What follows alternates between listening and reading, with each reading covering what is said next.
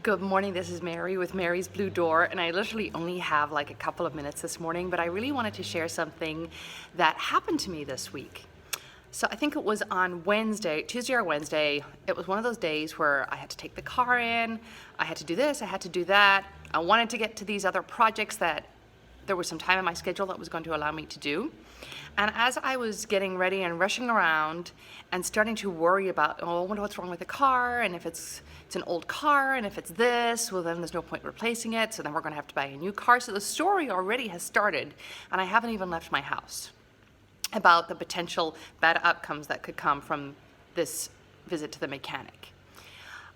Then I dropped my phone. So now my phone wasn't working, the screen was blank, and so now the story was, oh my gosh, I'm gonna have to get a new phone, or I'm gonna have to get it repaired, and either way it's gonna either cost money or cost me a lot of time. How am I going to take care of my clients today? They won't be able to reach me. How am I going to have the mechanic call me when the car is ready? How am I even gonna get home from the mechanic, because now I don't have a phone with anybody's number, can't remember anybody's number, I don't have Uber, what am I gonna do? And as the story is racing through my head and I'm getting really agitated, I take a deep breath and I realize I'm getting way ahead of myself. I don't know what's wrong with the car. I don't know what's wrong with the phone. So why am I creating all of this drama and all of this worry? So I stop and realize that I do have time in my schedule that day to be able to go figure out what's wrong with the car, figure out what's going on with my phone. And if it takes more time than I would like, well then some of the projects that I was hoping to get to wouldn't get done. But really, that was probably the worst possible outcome. All I needed to do was focus on the next thing. And the next thing was to get my car to the mechanic. And then the next thing was to get home from the mechanic. So I borrowed my son's phone so I could have phone numbers, and I could have the mechanic call his phone when the car was ready, and I could download Uber onto his phone and get myself home, where my other car was, so now I would be able to get around all day.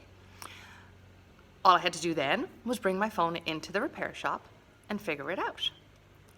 Turns out everything was a really simple fix. The car was just a minor issue, nothing to worry about. My phone, also a very minor issue. We were able to get it restarted, no problem, no harm done.